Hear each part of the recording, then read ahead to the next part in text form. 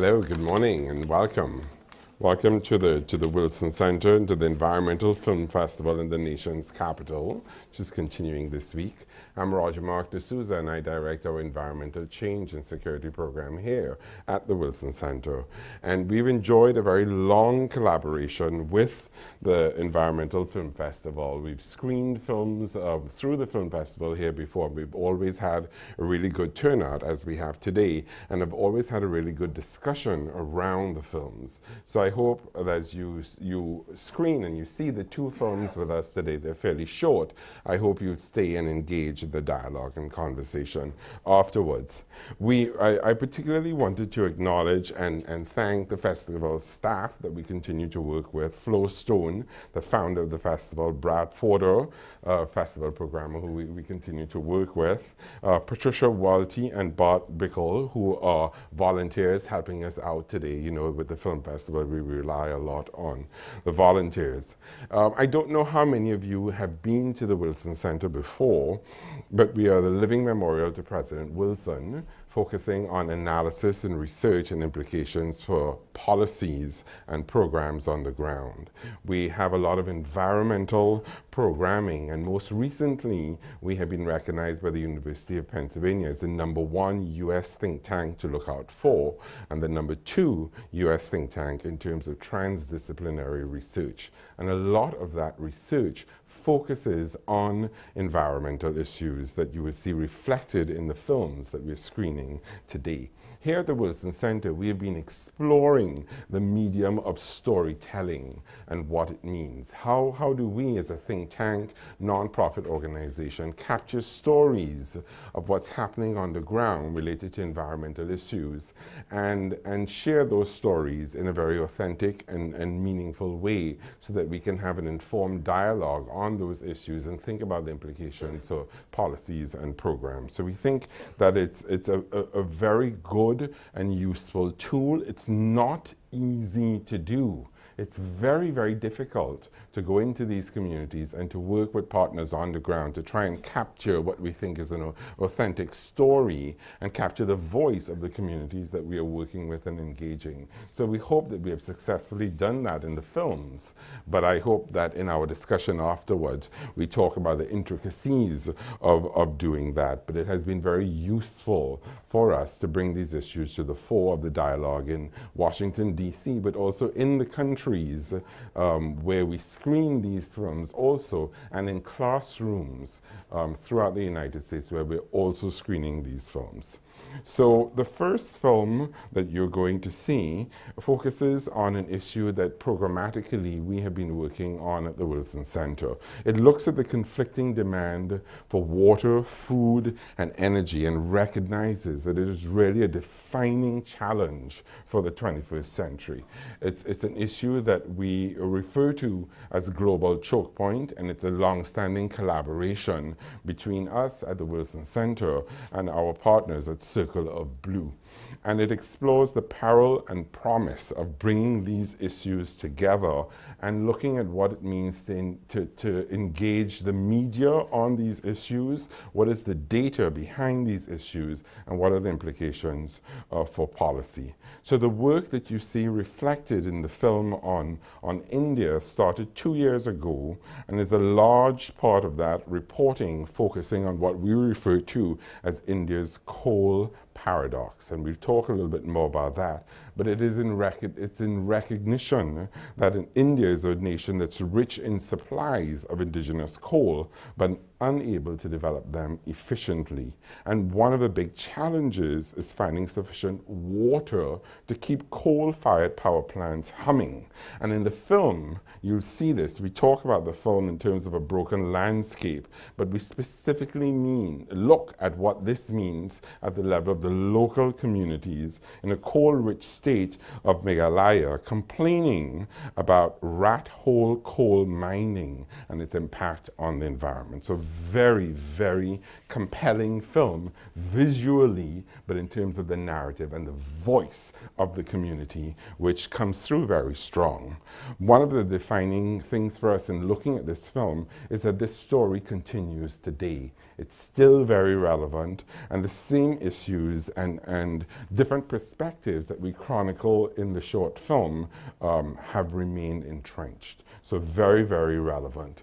We're very excited because the film premiered at the Big Sky Documentary Film Festival in February, and we'll be screening it also at the Yale Environmental Film Festival and Athens International Film Festival in April. So a lot of good traction around this first film. The second film that you will see takes a broader perspective of these issues and tries to look at connections between population health and environment, and examines these issues from an integrated perspective. We're screening that film today. It's the world premiere of this film, so we're super excited. And this is our third and final film in a series that we have produced looking at population health and environment integration. The first two films focused on healthy people, healthy environment in Tanzania, and the second, Scaling the Mountain, looked at these issues in Nepal. The first film focused on clean cook stoves and women's empowerment. The second film in Nepal looked at forest stewardship groups and community mobilization around the forest and women's empowerment. So two very, very compelling films. And the third film that you will be looking at today takes us to Ethiopia and captures what's happening at the level of young people and their engagement around these issues. Once again, very compelling visually and in terms of the voices of the youth that come through in this film. The second film is one, Paving the Way Forward, is a film that's supported by USAID and captures one of our fundamental beliefs in our programming here at the Wilson Center, and that is that women's rights and empowerment, including access to comprehensive reproductive health services, including family planning, can transform lives and societies by unlocking women's potential for managing natural resources, improving livelihoods, and building peace. So we look at the centrality of these issues to a number of associated developments. So I think you're in for a treat, not just in terms of the two films, but in the discussion that will follow. So with that introduction, I'd like to get off the stage and screen the films. So welcome and thanks for joining us.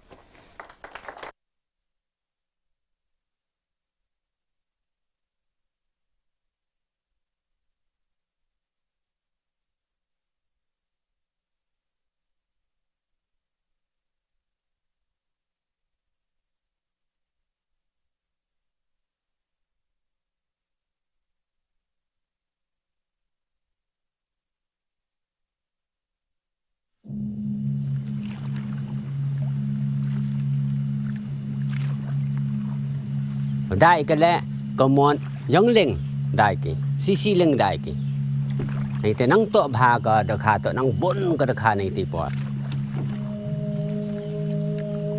cái này có thao có khơi cái chính nhar này cũng năng xoa này khơi cái chính nhar cái này cái haju di cái pen em kami cũng di nào bam cái này cái bay ông cái bay tọa bay cái sao cầm bay cái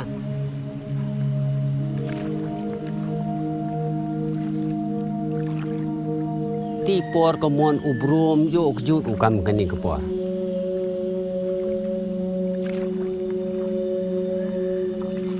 i kinang chang chnang komon de jong sma ut ngara kani ko negi bru habok kani ko chnang kani ko dong broi komon do yo ki ka ta jing yap ka su khe komon kam siong nut de ku bam nut de ku bam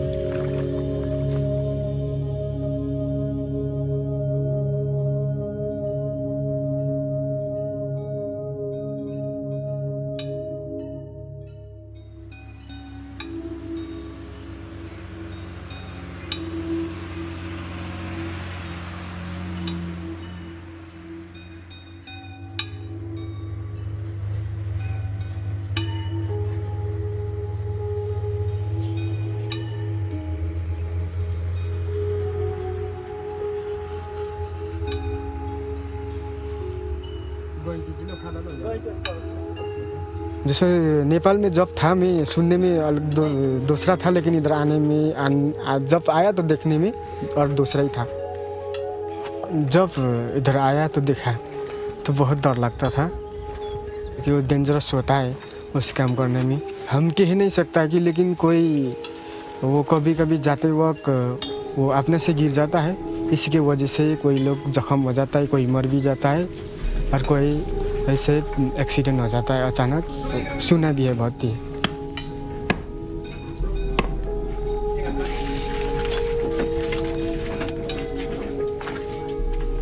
ये काम के लिए तो payment एक बहुत कम है, लेकिन हम लोग बहुत मेहनत से काम करना पड़ेगा। बहुत डेंजरस है, डेंजर के हिसाब से हम लोग का पेमेंट बहुत कम है। एक ज़रूरी है हम काम करने के लिए भी, जैसे एक रोजी रोटी के लिए काम कर रहा है।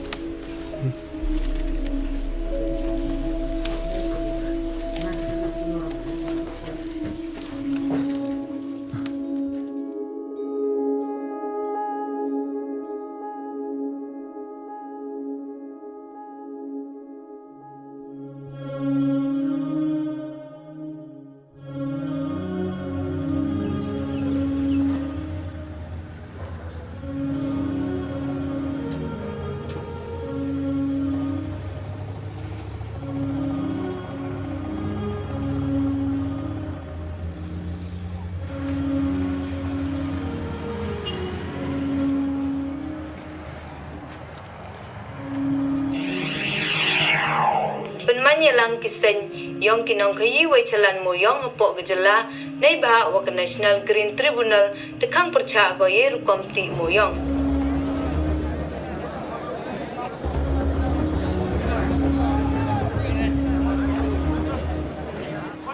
Taka jingjok ang innegasngi yonuti wa ka NGT uyo wa yaga surang yung padba hagani madan yo boy hagani mo yung kan yung lagi yaga jing kre yo muyong in kan kagamte ladam muyong chari ni katang I riap jalut padba chari ni katang te I te pan ko yu wa kan ka bertai pan ong si imyu am dikta ka jing si wa ya kan ni ka NGT ka wada pen pau ko ong da si iklo ka kidam ka mariang ni ba Macam you maniti wakta iwa ya ketika mariang nam ta kiden ki prau ki wa ni kinu bijin kan dam tip naga nu wada wayak naga umuyong mo ni bah kabu ong tu untuk dah ini kipor wadi pau nem em gibru wa pande gibru chaga tu thain wa chon ye kidok hado poi chwa yap nok ki ngam ngai hadu katte ni yap dok halang ba ni umuyong ni bah untuk dah ini Kau kerap uyang dengan dia tanya, kau kita uyang cara dia tanya. कुछ भी अभी तो सोचा नहीं है, लेकिन इधर बंद हुआ तो हम इधर रहने को कोई दूसरी रास्ता तो है नहीं काम करने में, और दूसरा काम भी नहीं मिलेगा। ये कोयला बंद हो गया तो हमको वापस ही नेपाल जाना पड़ेगा। अभी बंद हो गया, अभी जाने का रास्ता ढूंढ रहा है। जाने के लिए भी खर्च नहीं है, अभी क्या करेगा, कौन देगा? इधर माँ भी नहीं है, बाप भी नहीं, ऐसे बंद हो गया, क्या करेगा? मुसीबत में फंस के बैठा है। Only less than 5% of the people in the coal mine area really benefited from the mining, and the 5% they really become very wealthy, very. Many of our politicians here are also into coal business.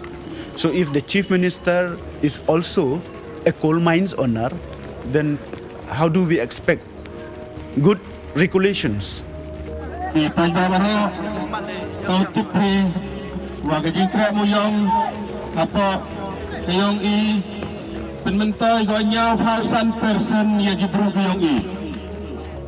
Kamtet ang ba hipor hiwa por wa ya ukre teman kui kisah telah dam ukre tapi yo karo kata idang tua susu yabi uya sak bilang sojobi yo man go gojo te yo tip kamera yo honne janwara wam em mafia hapori jankia te karo kata Coal mining lobby is very strong. I don't know whether NGT will be able to stick with its order.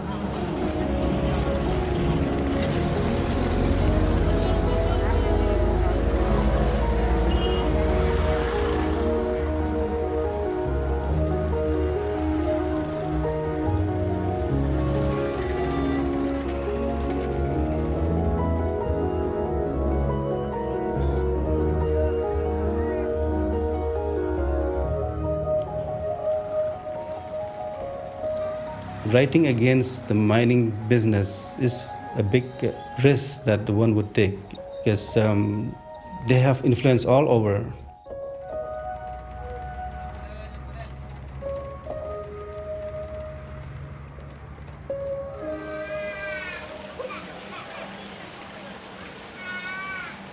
Imana em kena keti muyang ki em jingdu em ke jingdu iki tem ona yang swa im kena rekha na pendap pen kedang ki apa yung apa semi na apa chnong apa thau na apa kena ke chnong borok kena area kamu im kena rekha nu muyang wa chami khau siap ni wa to kena ke thau ta tai silang ni nang bong sa kata ka porwa ti muyang sa supply muyang kita tes pa bo stok am tu te ba de hiu slap am tu te kit sani nang chwa di bahai ka kan nem đều pai ba sa rap yo kan chung ka yi khi wa da em ka ta yo ki ka toroi yang ka tang chu bai di je clear tri am mo agi bawan a hi wan ka jing man chu dik la ka am bo hoi wan pan akam la ma smira ka te ये तो हम के होता है वैसे तो मेहनत तो नहीं लेकिन होगा ऐसे मतलब होता है लेकिन वो इसमें पानी में थोड़ा खट्टा ऐसे तो होता है लेकिन इतना ज़्यादा तो नहीं होता है ख़राब तो नहीं होता है लेकिन इसके वजह से काम तो बंद करना नहीं चाहिए ikat wa emi wa nak bacite te warok ni wa mila ni moyong la man kalangi hatel ju wa. Most of these people, even those who are from the mining areas, they lost their livelihood in the first place because they were farmer to begin with. And somebody just spoiled their farmlands. Kata so jumun kamno im kini ki bro nang chwa, kamot nang chwa po em moyang im ki, ka ani ta mudati ku tu moyang ta ono yap ja ki. Nang chwa kamot wa im ki khlem ti moyang. Ta ani ang ke manda dok go da penduk nang sarkar dok ku ti kamot dok ja ki, nang chwa ki im ja ki.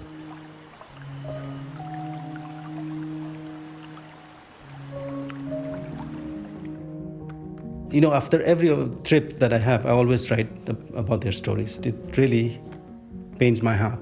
So that's the only thing I can do. That's the only weapon that I have.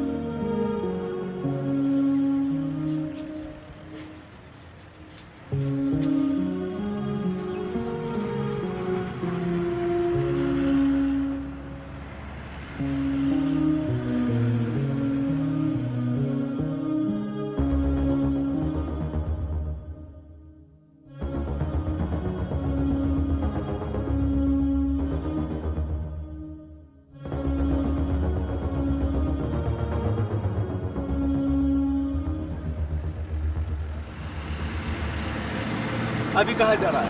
अभी अपना जगह में 12 kilo पर। तो किसके वजह से आप वापस जा रहा है? कोई कोयला बंदी की वजह से। तो अब लोग के जैसे कितना आदमी जा चुका है घर? बहुत जा चुका है, अभी सब निकल रहा है और भी आएगा और भी आ रहा है। अभी बैठते हुए किसी का खाना नहीं हो रहा है, अभी किसी का पैसा नहीं जाने के लिए। तो आपको पेमेंट मिल चुका है या नहीं? पेमेंट भी अभी इतना फुल नहीं मिला, ऐसे गाड़ी भाड़ा 500 दे दिया। तो ये गाड़ी रिजर्व करके ले गया? ये तो उधर से मंगाया, पैसा नहीं अभी जाने के लिए, वो हम लोग उधर से लेके आया गाड़ी। कहाँ से लेके आया? वही 12 किलो से। बस्ती नहीं है, जैसे नेपाली लोग ज़्यादा है यहाँ। हाँ, तो कोई जन्म यहाँ पे हुआ है? यहाँ पे बहुत है जिसने वाला। हाँ, वो लोग कहाँ वापस जाएगा? वो लोग का अभी भरोसा नहीं किधर क्या करेगा।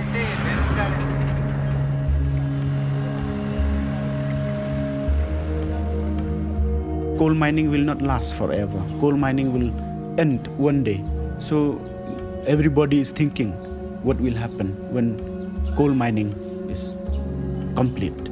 Those who are rich, they can shift, they can migrate to other parts of the country, but those who are poor, they will remain there and suffer. They will face the problem.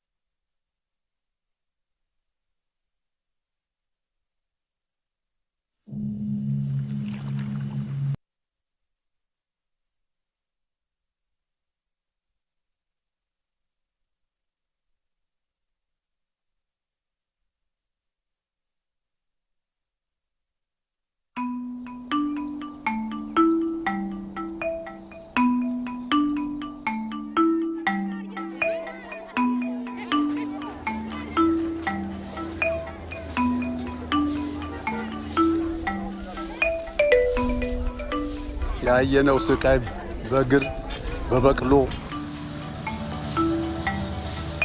ጉዞ ነበር። እንግዲህ 4 ሰዓት ሰው ተሸክሞ 4 ሰዓት የነበረ ወደ 8 ሰዓትም ሊሄድ ይችላል በሽተኛው ስላይደርስ።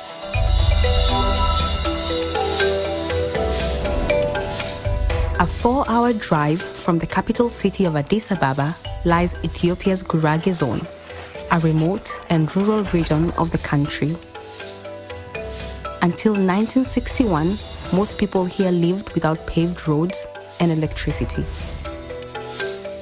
Since then, the Gurage People's Self-Help Development Organization, known as GIPSIDO, has built 550 kilometers of road. Villagers are now connected to nearby towns, increasing trade and providing access to hospitals and schools. በመንገድ ስራው ብዙ ሰርቷል፣ ብዙ ቆይቷል። ያደረገው ብዙ ነገር ለምሳሌ ጠረጋ መንገድ ተሰጥቶ በጠረጋ መንገድ ሄደናል፣ በኮረኮንች መንገድ ሄደናል። አሁን አስፋልት ደረጃ ደርሰናል። ይሄ ራሱ አንድ እድገት ነው እና ያን ችግር ያየ ሰው ከአሁኑ ጋር ሲያመዛዝነው የትና የት ልዩነት እንዳለው። Building the road also built trust with the people in the Gurage, but as the community grew, they faced plenty of challenges that the road alone couldn't resolve. Decades of deforestation has ripped the rich topsoil from the earth, washing 1 billion tons into the Nile every year. The country's rural population has more than tripled, growing to 76 million, and poverty remains staggeringly high. And despite shorter trips to the hospital, the people of the Gurage, especially women, still lacked basic health services. The Gurage community faces various problems, so one intervention like road construction cannot give a sustained solution for the community's problem. For community elders, one thing was clear: the solutions must be as interconnected as the problems. 6 years ago, an integrated approach to solving these problems gave the Gurage people a new road forward. This holistic way to create a more sustainable future is known as PHE, or Population, Health and Environment. The community has a big ownership on the GIPSIDO, and it's so simple to introduce PHE because it has been in Development Act interventions for more than 50 years. If this new approach was going to work, everyone would need to take part. Pioneering elders like Tesema were key to building community support for PHE. እና ወጣቱ አቀነባብሮ በልማቱ እንዲሳተፍ ቢደረግ ለሀገሪቷ እጅግ ከፍተኛ ጥቅም ሰጪ አካል ነው ብዬ ነው የምለው። PHE is integrated. P means population, H means health, and E means environment. Those are not separate. And we do in PHE club family planning. Family planning helps us to create a happy life of family. Students at Harawat School actively support all kinds of PHE projects, from planting grasses to stabilize soil and prevent erosion, to frank discussions around adolescent health. The Gurage youth are passionate leaders. And as students become passionate about the PHE approach, they begin to speak with another generation, their parents. መጀመሪያ ላይ አይቀበሉም። መጀመሪያ ላይ ያው ባህሉን ተጽዕኖ ስላለው እኔም ለመናገር እቸገራለሁ፣ እነሱም እንድናገር ራሱን አይፈቅዱም። ስለዚህ ያ ተማሪ ደግሞ ወደ ወላጁ በመሄድ እነዚህ ነገሮች አባዬ ይሄ ትክክል አይደለም፣ መውለድ ያለብን እንደዚህ ነው፣ ልጅ ካልተወል ብዙ ልጅ ብትወልድ ከሆነ ለማስተማሪያ ለእንደዚህ ታጣለ። ቤተሰብ ከበዛ ወይ ህዝቡ እድገቱ ከበዛ ማለት ነው ግዴታ ደንም ይጨፈጨፋል። ቤተሰብ ከተመጣጠነ ማለት ነው ደኖችን አይቆረጡም፣ አይጨፈጨፉም። ከብዙ ቆይታ ጊዜ በኋላ ነው እነሱ የተቀበሉኝ። ምክንያቱም ያው ግንዛቤ እየተፈጠረላቸው ሲሄዱ ከእናቴ ጋር እንግዲህ ግልጽ የሆነ ውይይት አድርጌ እዚህ PHE ምን እንደሆነ ትምህርት ቤት ውስጥ ምን እንደተደረገ የቤተሰብ ምጣኔ ደግሞ ምን ያህል ጥቅም እንዳለው መጥቼ ለማዘርም ሆነ ለፋዘር አስረዳለሁ እዚህ ከትምህርት ቤት መልስ በኋላ። ለኛም ደግፎናል። በሰው ተስተምረን እኛም ቁጠባ አድርገናል። ባለሙያ አማክረን እኛም መውለድ አቁመናል። ሁለተኛ ደግሞ አካባቢውም እንደሚጠቅም እኛም ነግራል።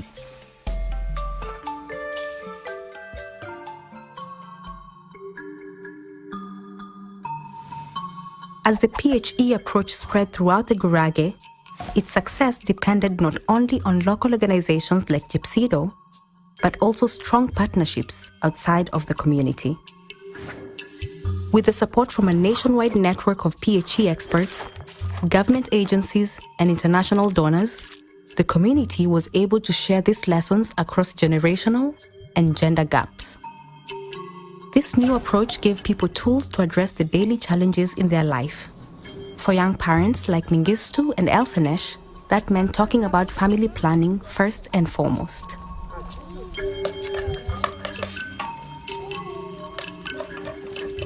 ሰርግ ሰራጉልን አማት እንደዛ ነው። ከቆየሁ ልጅ ወልጅ ያለው ከዛም 6 አመት ቆየሁ። ይሄም ትምህርት ስሰማ ተጠቃሚ ሆኝ። እናቴ የቤት ነበር ምትወል 3 ቀን ትቆይ ነበር፣ እያነባች ነበር እናቴ ምትወልድ። አሁን እኔማ ጊዜ ሰጠኛ፣ ሰዓቱ ሰጠኝ። ያኔ የእናቴማ ትዝለኛል። አይ ስቃይ ነበር። ብዙ እናቶቻችን ሞቱ። ልጁም እንትን ሳይሉ እንዳለ ሞቱ እናቶቻችን። ያለፈው እንዳለፈ ሆኖ አሁን ያሉት ትውልዶች በእንደዚህ አይነት በጤና ጉለት ወይም ደግሞ በወሊድ ምክንያት መሞት የለባቸውም በሚል በራሴ ተነሳሽነት ብዙ ጊዜ እንደው ዘር ታጠፍ ያለሽ ተብዬ ነበር ተጽኖ የሚደርስብኝ ማለት ነው። ከዛ ደግሞ እኔ ደግሞ አይኔ ዘር እያጠፋሁ አይደለም ዘርን እያበለጸኩ ነው። ሰውራሩትና ብንቻ ጠራን ማለት በሳነ አምቡላንስ ጠራን ማለት በሳነ አምቡላንስ አበሳና ከክንጊ ያከም ብንቻት ወይና ምን ሊታሽ ክፍያ የለም ክፍያ በነፃ አገልግሎት ተመስገራ ተስማሚ ሶም ያው እንደዚሁ ልክ ዛሬ እንዳያችሁት እየሰሩ ሌላውም ይመክራሉ። እነሱም ብቻ አንድ ለአምስት ብቻ ሳይሆን ሌላውም ጨምሮ እንዲህ በሚገናኙ ሰዓት ለቅሶ ስንቀመጥ ቡና ስንቀመጥ እና በተለያየ ስብሰባ ስንወጣ እንደዚህ አይነት እንመክራለን። እኛ ብቻ እኮ ምንም ለውጥ እናመጣ አንችልም። በዛ ያው አብረን ተያይዘን ለማደግ በጣም የቻልነው ጥረን በደንብ እንመክራለን።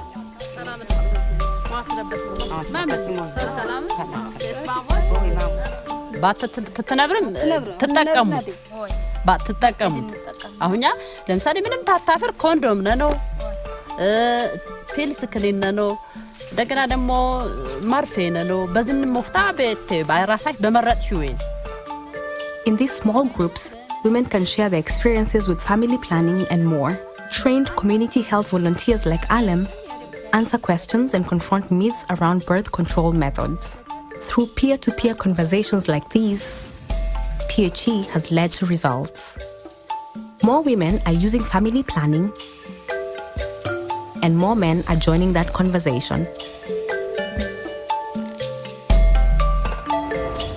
Women are earning more money to support their families and their communities. Meanwhile, conservation projects are reviving the land and preserving the environment.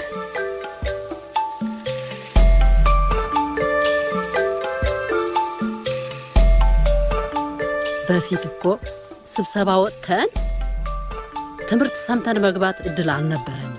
አንቺ ሂጂ ስራሽ ጓዳ ነው መውለድ ልጅ ማሳደግ ከዛ በኋላ ኩሽና ስራሽ ስሪ ነበር ምንባል። አሁን እንደዚህ አይነት ነገሮች እየተቀረፉ እኩል ምን ሆነው እኔና እሱ ከተጋባን በኋላ ያፈራነው ነገር ምንም ይሁን የጋራችን ነው። እኩል ነው። አሁን ለገቢ ለራሷ ብላ ራሷ የገቢ ምንጭ ማስገኛ ራሷ የምትሰራው ስራዎች አሉ። ለራሷ ማለት ነው። አሁን በደቦ ጂበስ እንሰራ አይታል ቃንጫ የምትፈትል ሌላለች መሰራለች። ይሄን ሁሉ ሰርተን ለማን ነው? አንድ ለአምስት አደረጃጀት በደቦ አድርገን ያ ነገር ወዴት ነው የምናደርገው? ወደ ራሳችን የገቢ ምንጭ ነው የምናደርገው ማለት ነው።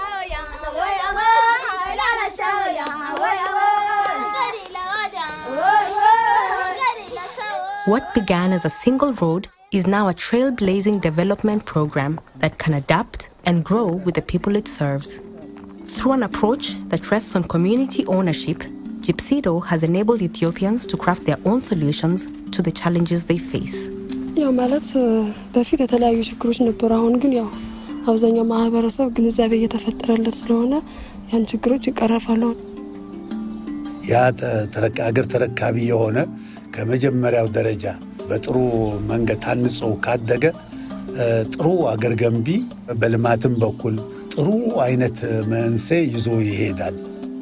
ነገ በዚህ አካባቢና በዚህ ማህበረሰብ ላይ የሚኖረው ነገ የኛ የአብራካችን ክፋይ ሊሆን ይችላል። የአብራካችን ክፋይ ባይሆንም እያንዳንዱ ኢትዮጵያውያን እኛ እርስ በርሳችን ወንድማማቾች ነን። ስለዚህ ይሄንን ነገር ማድረጋችን ለቀጣዩ ትውልድ መንገድ መክፈት ከፊት ለፊት ሆኖ መስመር ማስመር ነው የሚሆነው። ነገ ለሚጓዘው ጉዞ ነገ ለሚኖረው የተሻለ ህይወት መስመር ማስመር ነው።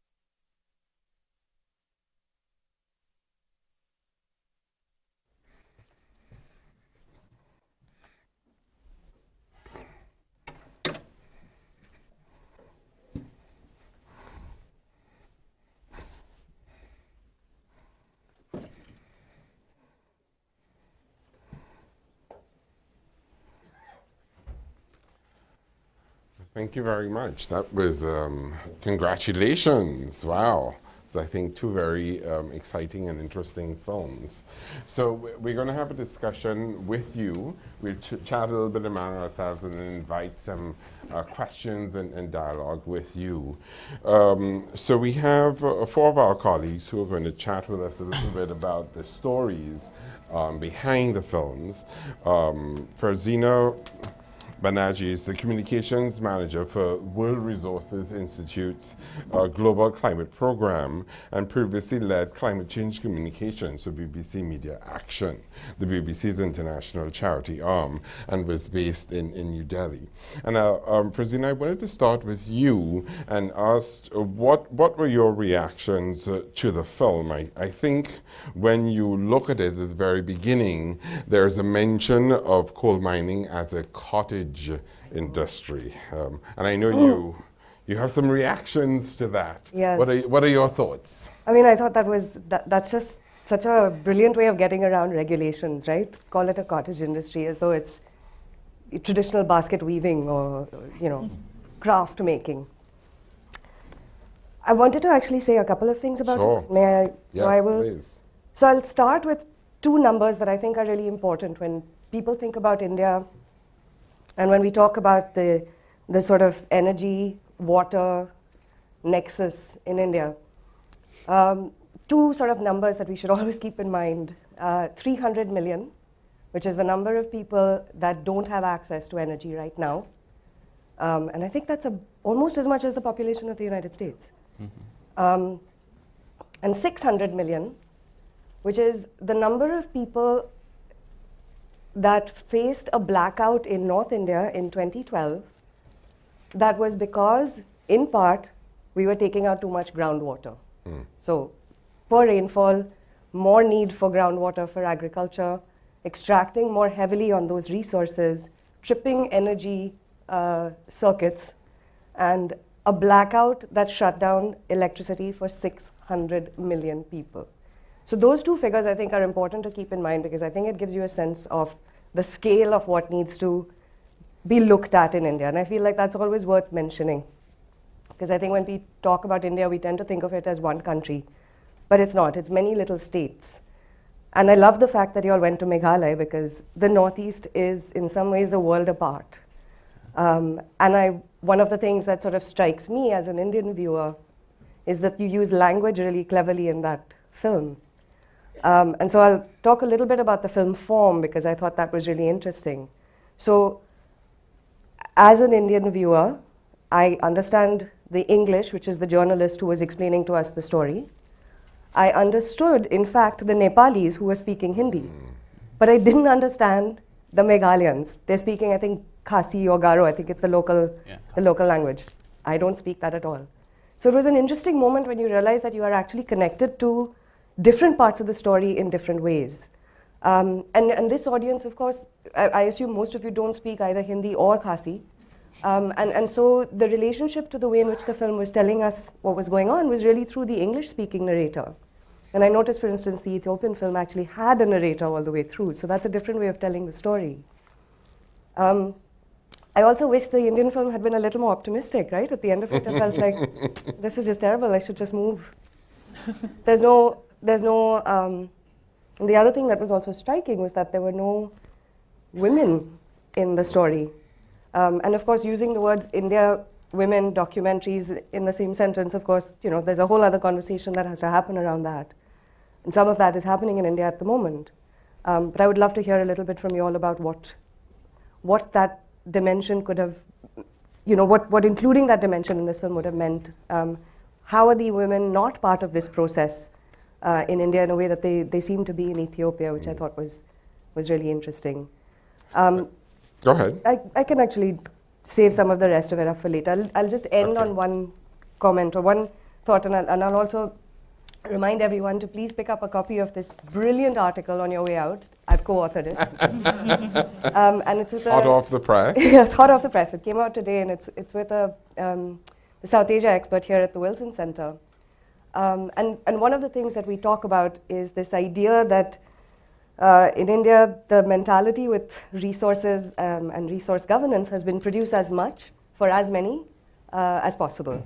And some of the growing pains or some of the pains that need to happen now are basically how we try and regulate that and how we sort of manage expectations and demand around that. I'll stop at that point. Okay, thank you.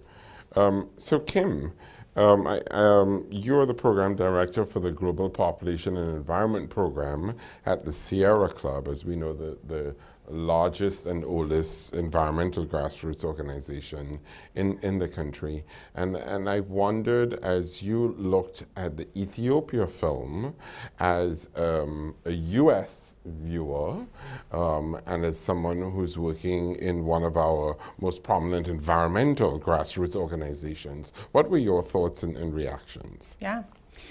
So first of all, I loved the line in the film where they talked about the fact that the solutions to these problems need to be as integrated as the problems are themselves. And I really thought that spoke to the fact that, you know, when women in countries like Ethiopia are really experiencing these challenges in their life, they're not experiencing them in silos. They're not thinking, well, this is an environmental challenge I'm having today, and tomorrow I'm going to have this reproductive health and family planning challenge. They're not sort of seeing their struggles in that way. So when we're crafting solutions to these problems, they need to be as integrated as those problems themselves. And that, for folks at the Sierra Club, has actually been a really interesting and appealing connection, and something that's really helped us to involve young people in doing advocacy on behalf of these kinds of integrated programs. We found that a lot of young people in the United States, they also don't want to silo their thinking around solutions. They don't want to just work on environmental issues or just work on family planning and reproductive health issues. They see this sort of progressive agenda as connected and wanting to help people lead better lives through working on solutions that are integrated. So because of that connection through these PHE projects, we've really been able to galvanize young people's energy around doing advocacy on behalf of these programs. We've actually shown several of the Wilson Center's films on PHE to student groups here in the United States to really get young people kind of on board with this, this methodology and this sort of connecting and connected development model, and it's something that they've really found appealing. And you say folks at the Sierra Club, I assume you mean both the Sierra Club staff and members. So when you take out this concept of population health and environment, this integrated approach that we see in the Ethiopia film, to Sierra Club members and others, do they get it? Do they understand it? Yeah. I think they do get it. I mean, I think the films have helped. I think hearing sort of stories from folks on the ground talking about their own experiences as opposed to someone just saying, other folks are experiencing these challenges, you know, like it's really bringing those stories from the voices of the people who are experiencing them in their day-to-day lives that has really helped folks to understand. We've also done a lot of work with our communications team using social media, print media, a variety of different tools in our toolbox here in the US to really communicate these messages to folks. We recently came out with a short graphic film that's about 2 minutes long that you can just post on Twitter or post on Facebook that sort of delves into some of these connections in a graphic way, a little bit shorter way, to help folks kind of understand. But I do think that there is buy-in and sort of these stories kind of being elevated of women and men themselves talking about their impacts have helped to increase that buy-in. Thank you. So Michael Miller is a documentary filmmaker, cinematographer, and Emmy-nominated television producer. You've worked with us for a while, so congratulations. This is beautiful. And Farzina, I think, raises a really interesting question that I wanted to ask you to probe a little bit more. She talks about the form that we see, particularly in the Indian film, and she talks about the use of language. And so you go into these countries as a producer, you're working with a local connector and interpreter to a certain degree. What is that like? What is it like to go to the site that we saw in India and have to work through multiple languages and multiple local connectors, and you're trying to get the true story, you want to be authentic to the community's voice, you want to capture the story. What was that like in these films for India and for Ethiopia? Well, I think, you know, first and foremost, you have to build that trust with whoever your local person is, who is oftentimes serving, you know, multiple roles themselves, that they might, you know, also be your translator. And, you know, having somebody who understands what you're trying to do and the filmmaking process is really valuable because, you know, when they're asking questions on your behalf or giving you answers, they know, you know, what you're kind of going for, what the story is that you're pursuing. So in India, we were lucky to be working with journalists from the local newspaper, the Shillong Times. And they were fantastic. They spoke all of the languages and English very well, and were able to. And they also had a relationship with a lot of the people that we were speaking to. So, for example, in the village that we went to, where the guy is finding the coal in the sand, that was a village where the reporter, you know, he knew the elders of the community. He knew the council of the village. So when we went in, it wasn't like we were total outsiders. We kind of had an in. And in fact, one of the reporters that we were working with there as well had an uncle who was one of the wealthiest coal mine owners in that area. And we tried really, really hard to get his uncle to agree to do an interview, but we weren't able to pull it off. But again, that's, you know, another example of having that connection. We had to do the interviews with the coal mine owners at that rally. Yeah. It was the only way we were able to get their voices heard in the piece. Yeah, they had kind of like a gag order to talk to us outside of that very big public event, where we were actually the only you know, press or cameras there. So they liked us a lot when we were at their rally, but just didn't want to talk to us. And that ban happened 2 days before we got there. So our entire story changed. Oh, wow. From when we had done the pre-production plan to go, and while we're headed over there, the story becomes much more complex. Yeah. So Sean Peoples, multimedia producer and program associate here at the Wilson Center. So you do all this pre-planning, you have your storyboard, you have a sense of what you want to accomplish when you get there, but there's a ban 2 days before and you arrive. How do you adapt? How do you adjust? How do you deal with the realities on the ground? You have a sense of, you know, some of the aspects of the story that you're trying to capture, but things evolve. It's a very dynamic environment. How do you manage that going in? My first instinct is to trust Michael. He's been in more situations than I have, but I think from our experience, each time we've gone out, again, the Ethiopia film is kind of our third effort in that PHE realm. The India film was a little different, but we were chasing the story in each of the trips. We chased the story. So you think you know what you can possibly know before you get there, and you have an idea of what that story is going to be, and then you just rely on that all changing once you get there. I think that's happened each time. Yeah, just roll with it. Just roll with it, yeah, which I've had to adapt to, that role of just rolling with it. But it's been useful to have that, be in that position of having to just keep recalibrating what the story is going to be based on what we thought it was, how it's developing, and constantly be aware of how that story is evolving. So one reaction that I hear, I would say both from colleagues here at the Wilson Center, but other people that I chat with, they're very often surprised that the organization that is the living memorial to President Wilson is producing films. So why are you doing this here at the Wilson Center? That's a great question. I think for us, we have some very complex issues that we're trying to get people to buy into, to understand more fully. When you say population health and environment to someone, it's not necessarily really clear. You really have to take them aside and kind of give them the connections. And once you've talked to them, you can kind of communicate. I think they can get it. I think the power of story has an even more visual, much more natural kind of way for people to understand some of these complex topics. If you look at and who people, when you say people to understand? For the audiences who see these films. I mean, who are you trying to reach with this film? I think we're trying to reach people who are interested in development topics, but also are kind of new to dynamic approaches or don't necessarily understand some of these local contexts, where we're going. They want to know more about Ethiopia, the Garage Zone.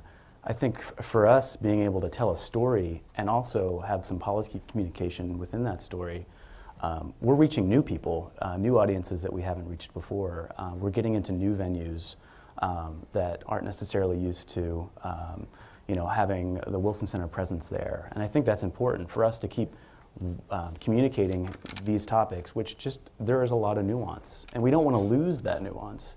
And I think the power of storytelling is it always is capturing that nuance. Yeah. Well, I wondered how you and Michael think a little bit about how you frame and position these stories. You know, I was a little bit taken with the titles, sort of Broken Landscape and Paved Way Forward.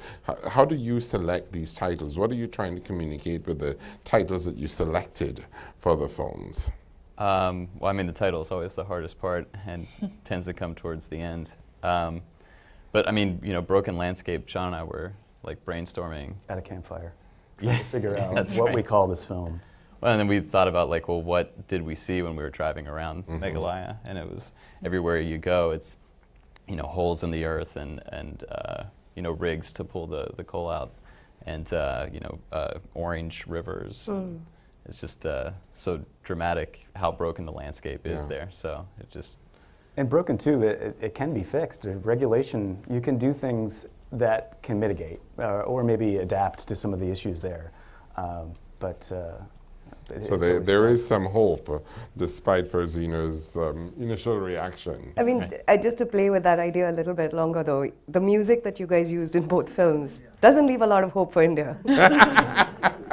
It definitely felt very full of sort of gloom, whereas Ethiopia was actually a really positive. I mean, you could see that it was a really exciting way of talking about this kind of change. Yeah. I mean, there is hope in India, right? Of because course. of the ban. Yeah. I mean, it's pretty remarkable that that's. I mean, yes, I think as with a lot of Indian regulations, and certainly environmental regulations, the problem has been that they tend to be applied quite piecemeal. And I think one of the big challenges for this new government, and certainly it's got a huge mandate to sort of move on that, will be to try and come up with regulations that are actually something that can be applied all over the country, where there isn't either the intention or the perception of political meddling and so on. And I feel like in this film, one of the things that it kind of hints at is that the reason the ban comes about and actually even takes sort of root is because the people affected are Nepali migrant workers. Yes. They're not, the affected communities, the local affected communities have different voices in that. And then I wonder if something was happening in the center of the country where the migrant workers are, you know, from there, or they're not migrant, they're indigenous. Would that have been a slightly different thing? And I think the NGT has struggled with that. But having said that, I don't think it should be done away with either, which is, I think, what the new government is looking at. But it goes back to your point about it being, I mean, that's a semi-autonomous region, really. Yeah. You've got all of these different contexts within India itself, so it's so hard to then write something that really does capture Absolutely. and respond to all the local contexts. And very brave, sorry. No, go ahead. Very brave of you all to go in and talk about coal in India. That's also a difficult topic. Yeah, I was just going to say, I think that really speaks to the nuance that you can bring with film, and that's something that I really noticed in the PHE piece as well, that when you talk to someone about population, health, environment, those three words sort of conjure up a certain set of thoughts in their mind about what these projects are doing or what they might look like. And in the film, you have the opportunity to really tease out, for example, like what does population mean? What does it mean to work on population? And I really loved the line that the health worker used, where she said, you know, we're not trying to stop fertility, we're trying to preserve it. And that people were accusing her initially of trying to stop people from having children, and she was saying, no, this is about birth spacing. And then we see the impact that birth spacing had on the family that used that technique, and how then the woman was able to have income generating opportunities and have more time, be able to send her children to school. And that whole, you know, that connection is one that in an elevator pitch about PHE, people are not going to necessarily get. So I love that being teased out. You know, what the P, for example, means in PHE that you can show in film. Right, thank you. And Kim, so you do feel that in your conversation with your environmental colleagues, you're getting them to think about fertility in a way that's not just control. Talk a little bit more about that. Yeah, exactly. I mean, what we're really trying to talk about is the fact that the health of women and families and the health of the environment go hand in hand, and that you need to protect one to protect the other. So, in fact, it's not about control, it's about giving women and families the tools and resources that they need to plan their families and to plan their futures, and that's not only good for those women and their communities and their families, but that's good for the environment as well. There's the intersection in one direction of having less impact on natural resources, on sort of community conservation, women having the opportunity and the time to participate in those sorts of programs, but then the sort of cycle goes in the other direction as well, because because since women are the frontline resource managers for resources in most communities, since they're the ones that are responsible for gathering food, water, and fuel, when climate change impacts a community, women are disproportionately impacted by those, and they're really on the front lines of dealing with those challenges and those changes. So it's not about fertility and it's not about control, it's about giving people options and tools to have healthy lives, and the impacts of that sort of ripple outwards in these positive benefits that PHE brings. So I want to build on that a little bit. Farzina, I think earlier asked the two of you, where are the women in your India film? Yeah, definitely. That was something that I mean, we were conscious of, and was unfortunate because, I mean, not really any or many female miners. There was one female reporter that we interviewed, who actually is the editor of the Shillong Times, but she was pretty far removed from what was going on in Meghalaya, so we weren't able to use that. But I think that story too was just constantly unfolding as we were there. Yep. If we spent 2 or 3 more weeks, I think we could have really been able to have a survey that was much more reflective of kind of all the other pieces of this story that are coming together. Because that whole economy in that area has switched from agriculture to coal.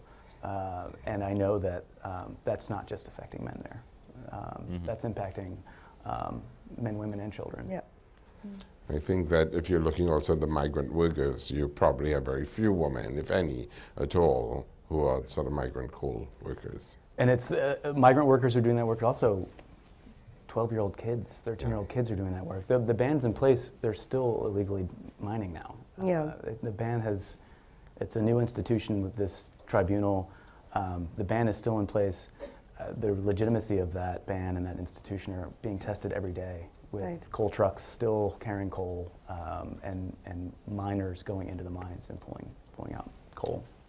So we're going to come to you to get your questions in a minute. So get ready with your questions. But Farzina, in looking at your blog today, you know, you asked the question, why does this happen? Why does this continue to happen? Why is this so entrenched? And you talk about 3 particular areas. You talk about supply crunches, inefficiency, and bureaucratic and institutional dysfunctions. Can you talk a little bit more about what you found in that survey that you did and how this comes out in the film? Sure, and I mean, I'll talk a bit about this sort of research as well, but I'll go a couple of years back and talk about a research project that I was involved in a few years ago with the BBC, where we were trying to capture perceptions of climate change across Asia. We were looking at 7 countries in Asia. We had a huge sample size for a research project. It was about 35,000 people. And we were trying to capture what do people understand by it. And I think it goes to what you were saying in terms of thinking about an integrated approach. And when you flip that around and start to dismantle how we talk about climate change, right? Everyone in this room right now has an idea of climate change. And I think we'd probably agree with each other roughly. I mean, I'm sure there are distinctions to be made on some points, and we would all have slight sort of disagreements, but I think everyone in this room is probably, you know, convinced. But what happens when you go and talk to a fisherman in coastal Bangladesh? What does he understand by this? Because it's affecting him. It's affecting his livelihoods. It's affecting the disasters that he is, you know, increasingly being exposed to. It's affecting the resources he can access. How does this affect? And this is the sort of flip side of your, you know, looking at migrant workers. The women are the ones left behind. The women are the ones taking care of the farms up in the mountains in Nepal, and in some cases in Uttarakhand. And one of the previous Choke Point articles here talks about how when the big floods happened in Uttarakhand, the migrant workers were sort of disproportionately, you know, affected by that. And that had a knock-on effect on the communities that had been left behind, like the wives who had been taking care of homes and bringing up children and depending on this income coming from elsewhere that was supporting them. And in fact, the day that this blackout happened, I was in Uttarakhand capturing some data. And I remember going into this sort of village and we were talking to a woman about, and this is where it is. Don't talk about, we have an obligation not to always talk about it as climate change. We have an obligation to talk about it as, this would be good for your family because you can earn more money this way. This would be good for your family because you can have better health this way. you can have, women can have access to better health this way. This is better because your incomes will go up. This is better because your farms will be more productive. We actually have an obligation ourselves to break it down when we tell this story to different audiences. And when you say we, who's the we there? Exactly. Are you communicators? Are you talking journalists? Are you talking program managers? Are you saying community members? Are you saying policymakers? Who's the we? And that's a great question. Who is the we? The we, especially when you're working on sort of frontline delivery, I think the we is that community. And that's not always just one sort of person. You could be a project manager in an international organization. You can be a agricultural extension worker or a community health worker. You can be a journalist who's covering a local beat. It's a different kind of we depending on where it is. But I do think that we in this room tend to use a shorthand for climate change that resonates only within our own community.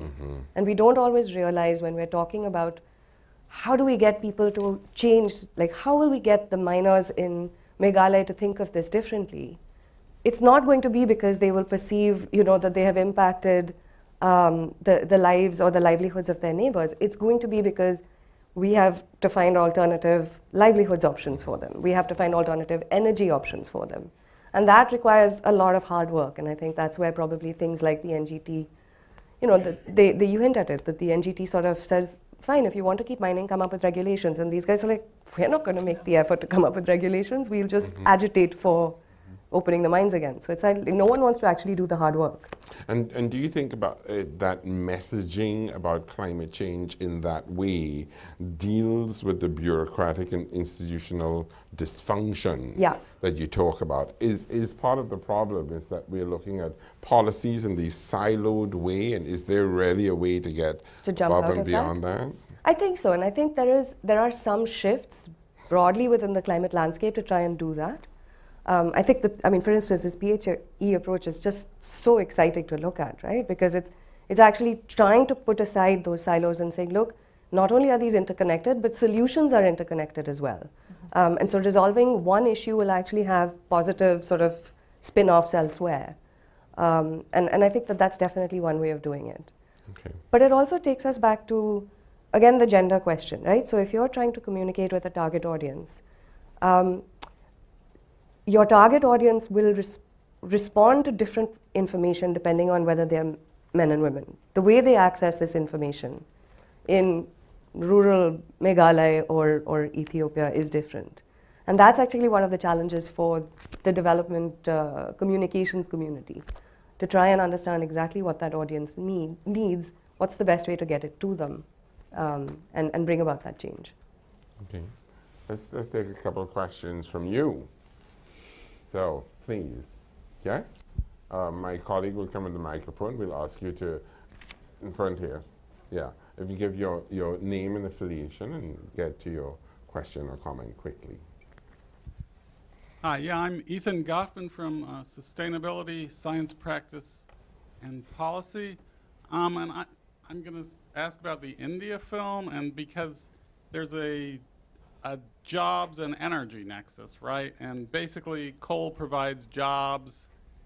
You can clean up the coal, but it's still not sustainable in the long run. And it seems like a lot of countries have not learned the lessons, the mistakes that the West made that we really cannot afford to repeat. China repeated them. It seems like India is repeating.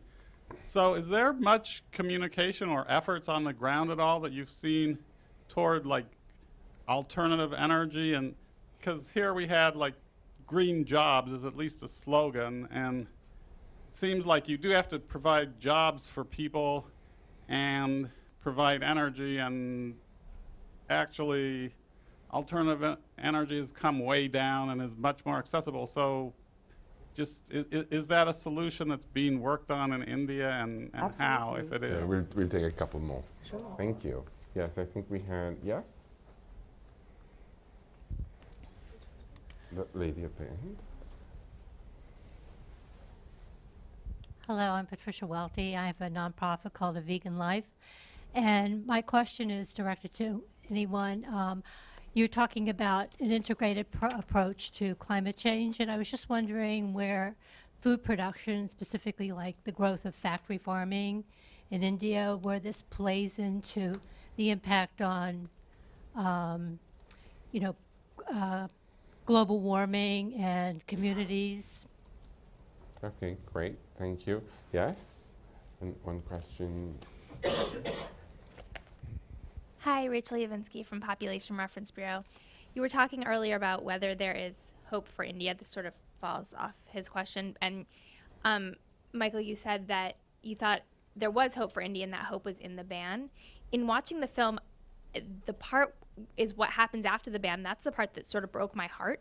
And I just was hoping you could talk a little bit more about the negative results of the ban, and if, you know, what is the government and what is our responsibility, and at some point is the responsibility to the people who need the money from those jobs? Is it too late to bring back the fish in the river for the people who live downstream, that kind of stuff?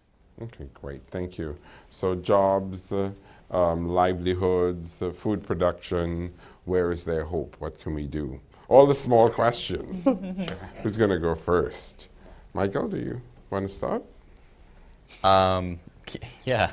And I don't know that you can answer these questions, but... No, we want an answer right now. Every solution. I mean, you know, will the fish ever come back in the river? I'm not sure. I mean, I hope it's a pH someday. balance of vinegar at this point. Yeah, I will say this. So I'm originally from West Virginia, which, you know, has been coal mining for decades, and is still dealing with the effects of acid mine drainage and some of the things that that we saw in India.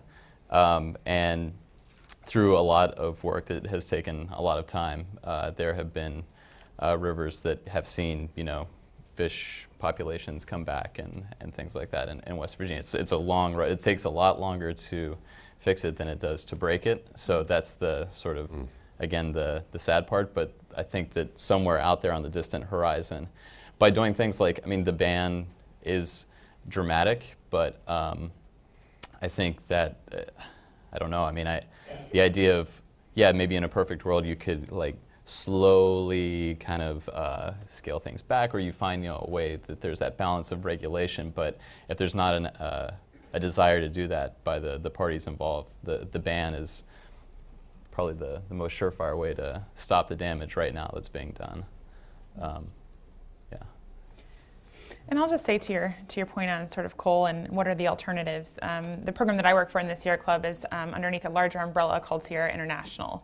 And one of the biggest pieces of work in that program is working specifically in India around solar energy and really increasing investment in, resources for, and availability of solar in the country to really help people sort of have this alternative, both as an economic alternative for the folks working you know, in these jobs, but also to increase energy access for that, 300 million people that don't have it right now. And so the work is really lobbying international institutions like the World Bank to really provide more funding and support for solar programs on the ground, as well as working with local institutions, companies, NGOs to really make that energy access available with the funding that would be coming from these larger institutions. So that work is happening. Sierra Club's certainly not the only one doing it. There's a lot of partnerships that are kind of working on that. What's the now piece? If, you know, if coal is dying and also impacting communities so negatively, sort of what next? And there's a lot of great work happening on that maybe you can speak more to. Think, I mean, the new government has definitely sort of made the right sounds in India, right? So they launched, or they announced recently, a big push for renewables, 5 times above the previous target. So taking solar up to 100 gigawatts by 2022, if I'm not mistaken. That's huge. I mean, considering that it's such an ample resource, it's so sort of, you know, it makes so much sense. It's not yet reached price parity in India though, right? Coal is still cheaper. It is more polluting, and the problem is also that obviously when we calculate the cost of coal, we don't calculate the air pollution costs, and we don't calculate the health costs and so on. There is some push to do that. So the most recent budget, for instance, announced doubling of the coal cess, but it's still minute compared to perhaps where it should be to be comparable to international sort of standards. So I think there is a sort of mixed bag of things that are happening, but I really like one part of your question, which is there a takeaway from what other countries have done? And India does look a lot to China, with sort of a mixture of, and don't quote me on this, but sort of a mixture of aspiration and fear and optimism and we will do it better. And so there's a complex set of thinking that goes into the way in which the narrative between India and China's growth paths is taking place in India. I don't know that the Chinese necessarily look at India and care about what India is doing so much.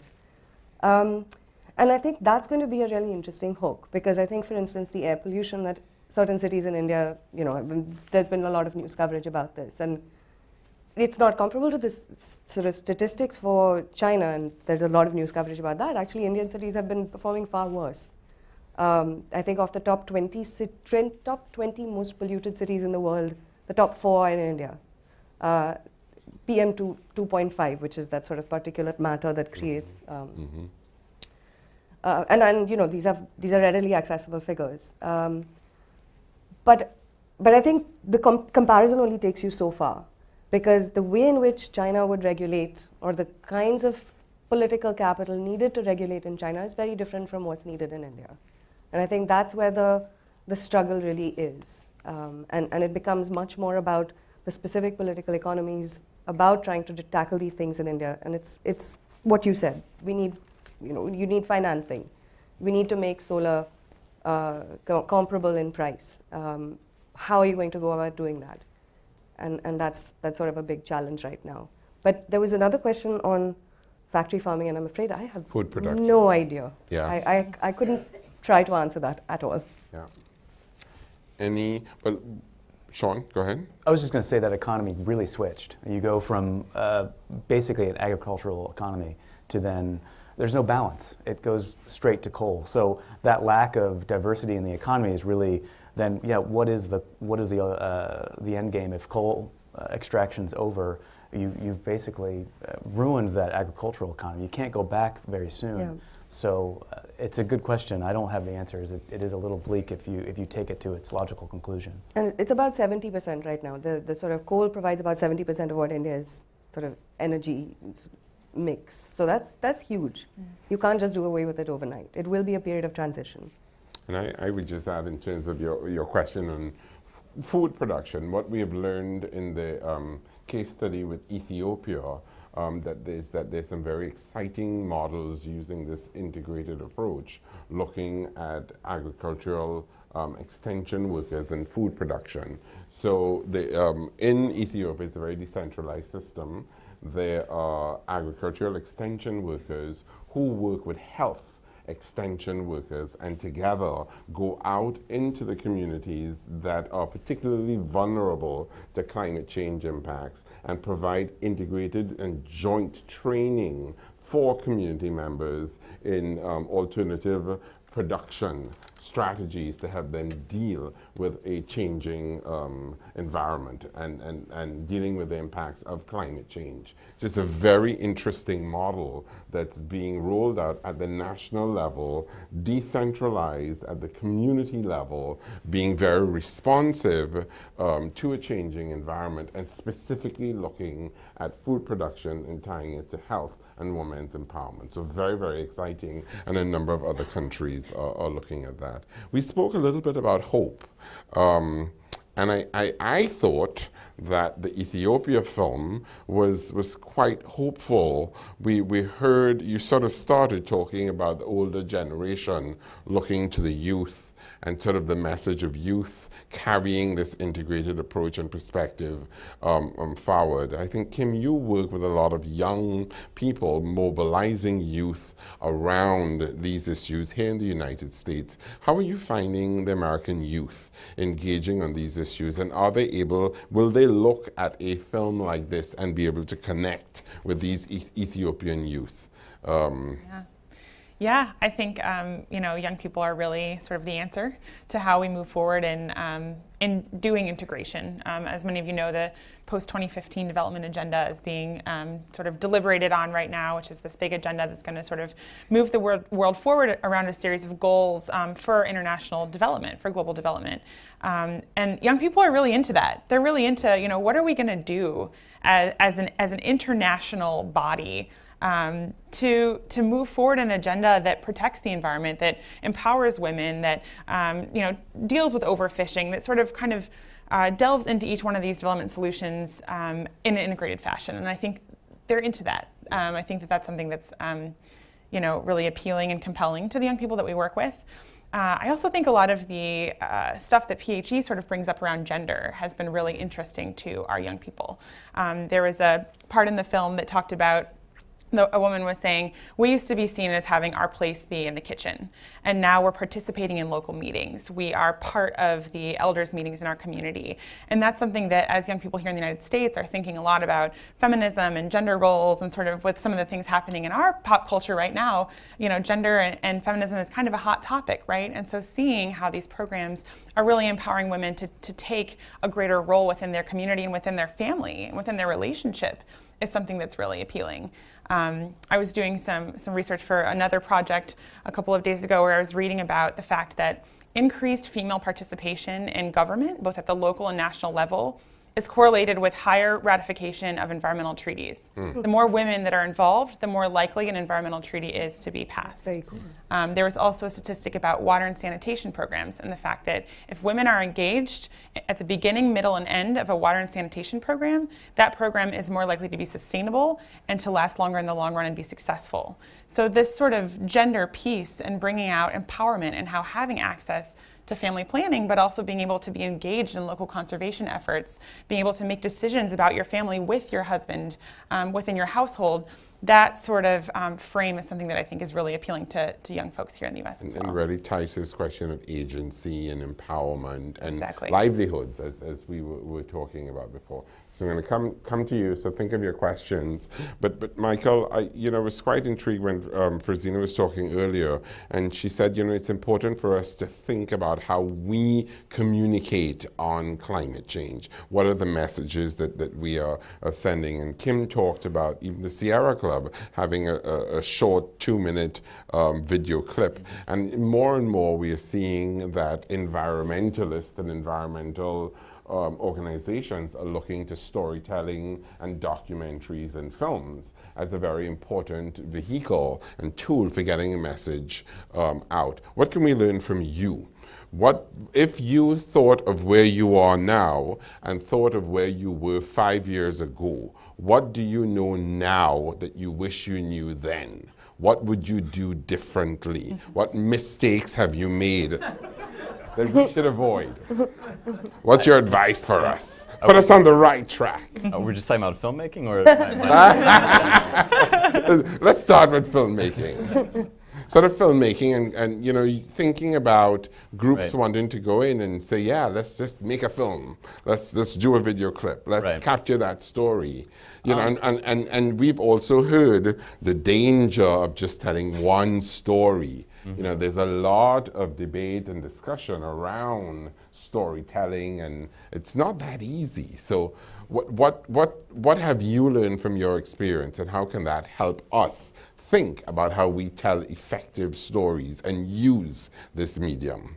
I think it's been kind of, at least for me personally, kind of a evolving relationship with like the clients that we work with at Think Out Loud. So, there's in DC a lot of very knowledgeable people who are very steeped in a certain issue or subject.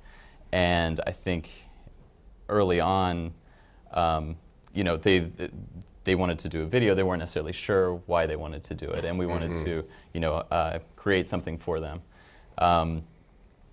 that I think was maybe a little bit too dry, or still had too much of that where it wanted to be. It wanted to just take the report and put it in visual form. So I guess maybe, and this isn't to, hopefully it doesn't sound too egotistical or anything, but that like having confidence in our skills as filmmakers and what we bring to the table when working with organizations and folks that are, very knowledgeable about something. Our job is to be there to help communicate that, but not sort of like check our visual storytelling skills at the door. It's something that we try and form a good partnership and a good relationship. And it's been great working with Woodrow because I think that there's a lot of trust that's been built there because we've been working together for a while. And working on the Choke Point project was great too because in that case we had a reporter who had been researching in Meghalaya, Keith Schneider at Circle of Blue. And we were able to build on the reporting that was done there too. So that created a great sort of cocktail of you have your reporter who's digging in, getting the story, and then we're able to build on that with a film. Meanwhile, there's all this great research that's being done, and a lot of stuff that's been worked on within the Choke Point project that's there for people to have more information if they need it. So I guess the short answer is we've learned to try not to cram too much in a film and keep it simple while still making it rich has been sort of the evolution. Okay. It's hard to pack in an entire conversation into a film. Yeah. But you want to try to start it as well as you can. And these are 10-minute films. Yeah. And so if we can spark something, right, that's as good as we can do with issues that are so complex. Well, it's interesting to me because we had this discussion a few months ago with Hal and Marilyn Weiner, who are also filmmakers, and their big contention was not how do you use the film to start a discussion, but how do you end the film? And Hal was, I think, I don't remember which of the couple, but one of them always wanted to end the film on a very optimistic note, and the other was, no, not going to happen. So, there's We've got two different versions. Right, two different versions. Yeah, exactly. Where do you leave your audience? So let's hear what, yes, please.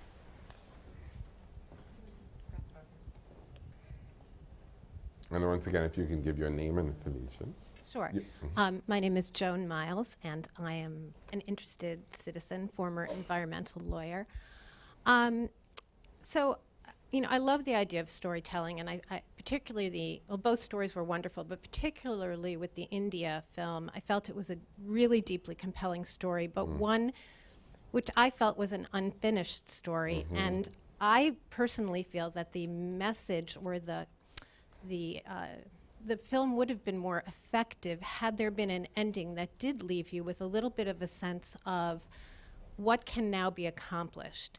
How can we turn this very hopeless situation into something, that the ban will lead to a positive result.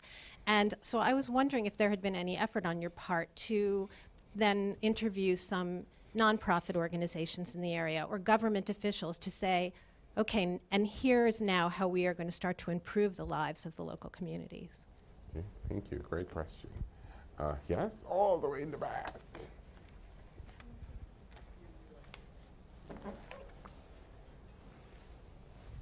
I have a three-part question.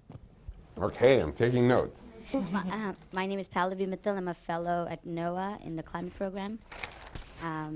So first, for the producers and the people who made the film, what was the conception of the project? Why did you choose Meghalaya or this area south of Addis in Ethiopia? And what made you want to chase this story? That's the first part.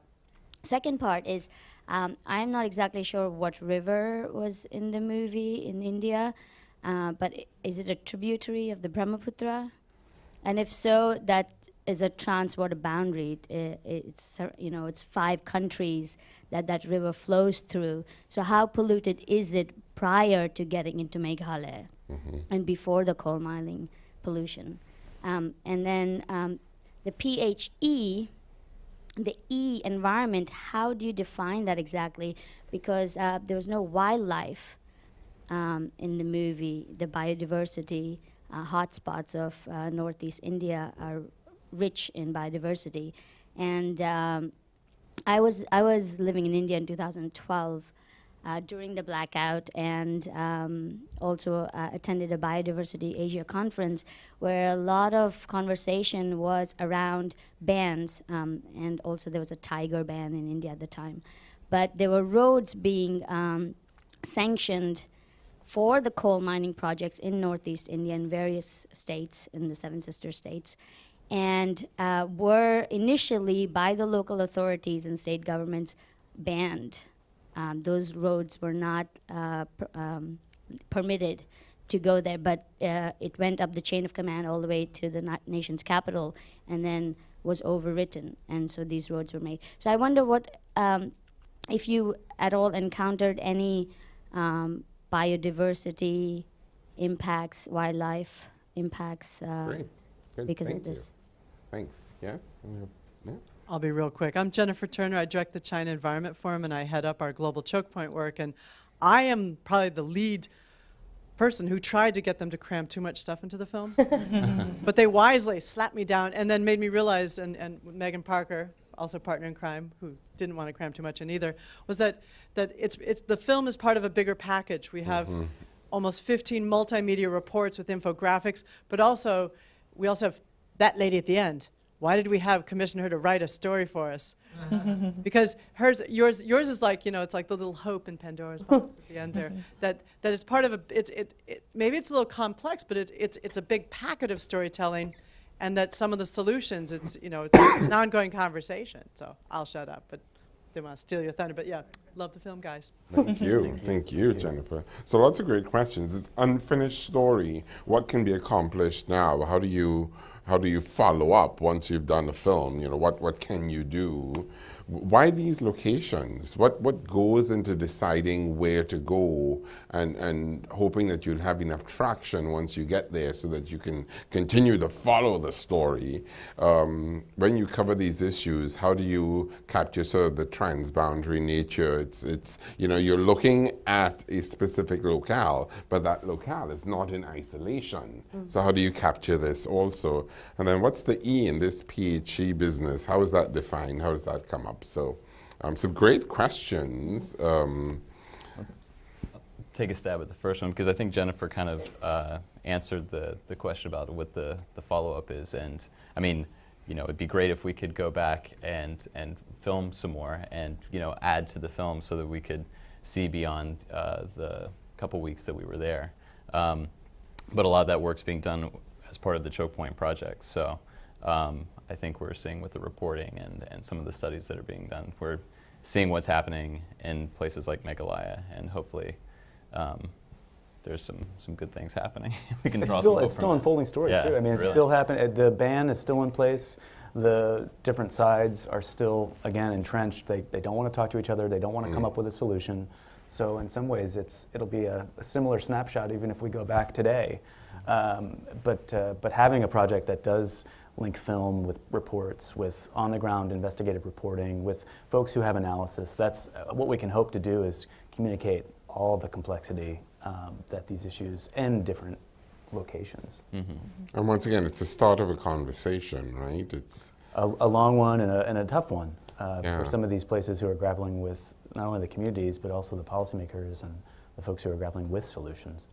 And I'd love to hear, as you think about this, how can you talk a little bit more about how the films are being used? What is the material that goes with the films? I know, Kim, perhaps you could talk, and correct me if I'm wrong, during the Sierra Club still does house parties, where you screen these kinds of things and you have discussions. Talk a little bit about the use of these type of materials. And Sierra Club is grassroots. WRI, World Resources Institute, is a little bit different. How might you use these kinds of films in your work too? Well, just even in terms of format, they're kind of a 10-minute sort of long films, and so early on we started to do that as the kind of timing for the first one, and kind of kept close to that 10 to 15 minutes. These are both living online, where we want people to kind of to sort of stumble onto them, or to be directed if we're trying to get people to see them in our network. And at the same time, we're sending them to film festivals to try to get a whole new community of people to kind of see them and really legitimize that as an approach for us too. And then they're used in conferences for us to open up conversations around all these different, again, interrelated, interdisciplinary issues. So I know that's how we use, that's how the kind of thought behind why they're 10 minutes. Not 30 minutes. 30 minutes is too long. For all those For our three different purposes, things, all those purposes, 30 minutes, Yeah. I think Michael and I have discussed it in the past, it is too long. Yeah, I mean, when was the last time we clicked on something on YouTube and watched more than 5 minutes or 10 minutes of it? I mean, the way we consume, content is also different. And if it exists online and your communication strategy is about getting people to view it online or whatever, then you have to sort of work with that. So WRI does not do advocacy like this, and so it's a different way of thinking about things. But I'm very passionate about communicating these issues, and I love the idea of using documentary films. But I wanted to come back to this idea of how you, as filmmakers, bring your own tools to the conversation and how they are valid and valuable.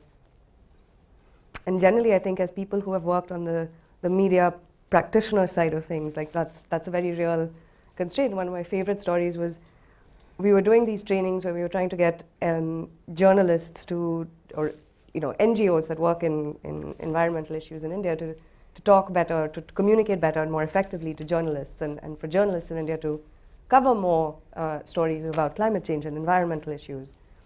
And the instinct of people who have worked on a 300-page report is that this report is brilliant. Every last word, read all of it. How can you not want to print all of it? When was the last time you went into a meeting with an editor and he wanted to read a 300-page report? That doesn't happen. And so that's again where the tools that you're bringing to this and the fact that you're making an argument or you're making a case for something, but using a very sort of, very talented way of getting the argument out there, which is, it's great to watch. Yeah. Well, I was just going to speak a little bit more to your question about the E in the PHE and just say that this PHE program is one of many programs all around the world that are approaching PHE through slightly different lenses. Part of the E from this project is the soil erosion in the community and the planting of vetiver grass that is helping to sort of counteract that erosion process, which of course impacts transportation in the community, impacts livelihoods, impacts agriculture, et cetera. There's a great project in Madagascar called Blue Ventures that is working on more on biodiversity and specifically fish stocks and overfishing in the community and using PHE approaches to really grapple with that challenge of food availability and income generating opportunities coming from fish and other wildlife species in that area to sort of approach PHE. There's another great program in Guatemala called Fundaeco, which is looking at reforestation and the fact that deforestation has had a huge impact not only on local economies but also on biodiversity. And this project, this conservation project, was trying to work on this reforestation process and realized that they weren't getting any of the women in the community engaged. Where were the women? They only kind of had buy-in from the men. So they approached actually Planned Parenthood Global and said, could you help us find a way to get more women engaged in these environmental projects? And so Planned Parenthood went in and said, these women are spending all of their time walking to clinics that are 5 hours away to get their health services and taking care of larger families than they wanted to have because they don't have access to family planning. So they started working on helping those women get access to the resources they need, which guess what? Freed up time for the women to participate in the reforestation and biodiversity projects. So the E kind of takes different forms depending on the project, depending where you are, but I think biodiversity is certainly a huge piece of it in a lot of these PHE programs. What about why these locations? Well, for the India film, we had a kind of a choice to make because, again, Keith Schneider had done some really great, gritty reporting in these areas, going around and finding where the real connections of these issues around water, energy, and food really kind of were present. And so for us, we did a lot of planning around what would, given those stories, given what we're capable of getting in 8-9 days, what's that kind of look like as a plan? And as you start to look at it, we decided that this area itself has the most potency for visuals, for the story, for our connections, for the folks who can get us to where we need to be. So a lot of it was that kind of triangulation of how many things are kind of falling into place that makes sense for us to go there. But it was a range of places that we could kind of pick from. It took a little sleuthing on how to really decide where. Mm-hmm. And then for Ethiopia, we really wanted to, I mean, Ethiopia was a place that we wanted to highlight after highlighting a coastal community in Tanzania, after highlighting a mountainous region in Nepal. It seemed like not only was this a success story that we could go and share, but it was also being done in an innovative way, just even in terms of PHE. They've got a PHE network there. They've got such a strong belief that PHE is a really important tool. We really wanted to look at one of the communities and one of the projects within that network that was doing some great work. And it just so happened that, given our discussions, Gypsito was a great choice. And our colleagues, Sandeep Pathala, was really advocating for us to go there as well, because she had some really positive experiences on a site visit there some years back. So it felt like the right place to go. So Sean, you have this trilogy of films. You have Tanzania, Clean Cook Stoves, you have Nepal, forest stewardship groups, you have Ethiopia, these youth and conservation groups looking at family planning, women's empowerment. What's the plan? How are you packaging these? How are they meant to be used? What are the plans around? That's a great question. And how can people access them? So our new Security Beat blog is a great resource, not only for the films, but also for 5 days a week we're publishing stories on these connections every Monday through Friday. And so we also house our films there, and you can find them there along with links to other research, other tools, other links that are going to give you even more of a kind of a knowledge around why these connections matter. I think for us, having a trilogy is showing also why PHE works in different contexts. It's a model that's adaptive. It's not a model that just you go in with a cookie cutter into each of these areas and just apply the same thing you did in the last place you came. So I think for us, we wanted to have a trilogy to really show that difference. And also you get to then tease out, what are the context-specific things in Nepal? Well, it's a mountainous region, so it's not going to be the same as a coastal community where you have to implement a PHE project. They're just not going to be similar in design. But it's the approach that really, that adaptive approach that really then can be where you innovate. So we wanted to have examples of different places so that we could show, and also not every film is the same. We look a little bit more at the family planning side, the youth side in this one. In the Nepal one, we're a little bit more focused on the biodiversity part of it. And I think that is able to then, we have products that we can use for audiences that may need that family planning message when they're only interested in environment, or vice versa. So we're able to kind of couch each of these and be specific about how we share them with the groups that might be, really have an ear to one issue, but we're looking at all these other issues around it. So it's an entry point. Yes, questions. I think someone did you have your hand up? Yes. Hi, I'm Karen Martin. I'm with John Snow. I work with population and health supply chains in Ethiopia. I was really interested to see both of these films because I think there is so much that could be happening right now, and it's great to see these spotlights.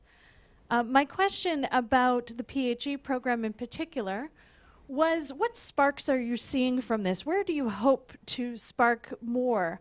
There's so many intersections and different ways that the different programs could interrelate, and clearly there has to be some prioritization about how we work together. I think you were in 5 Beretas, and there's perhaps 800 in Ethiopia. So I'm just sort of interested in Ethiopia and other locations, how you're hoping to use this film to really develop more PHE type interventions. Okay, thank you. Yeah.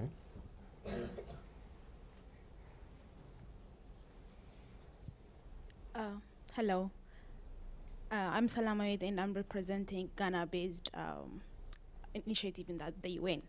And I'm originally from Ethiopia. And mine is like more of a suggestion than a question, and it's, for all of us in here.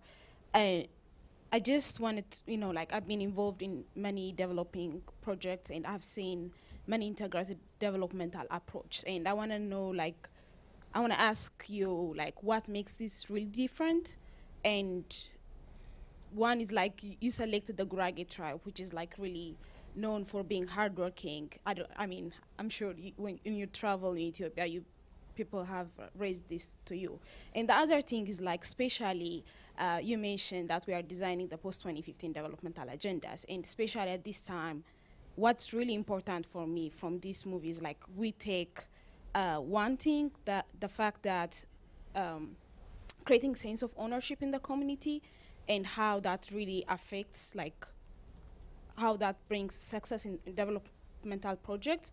And another one is using traditional structures, like the guy that you showed at the first of the, I forgot the name of, he was speaking about how he's involving the users and all those things. So two main things I really want the house to take from this is using traditional structures and involving community and creating sense of ownerships. Thank you. Great, thank you. Yes, gentleman here.